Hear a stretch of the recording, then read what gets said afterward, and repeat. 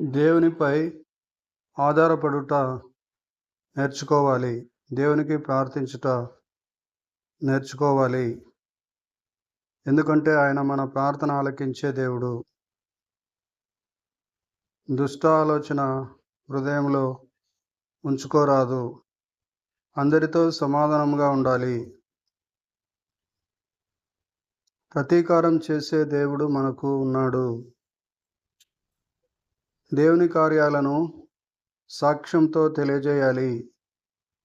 దేవుని పని యందు లక్ష్యముంచి దేవుని పని జరిగించాలి. మన దేవుడు ప్రార్థన విజ్ఞాపన ఆలకించే దేవుడు. ఆయనను మనము ఆశ్రయముగా కేడముగా చేసుకోవాలి.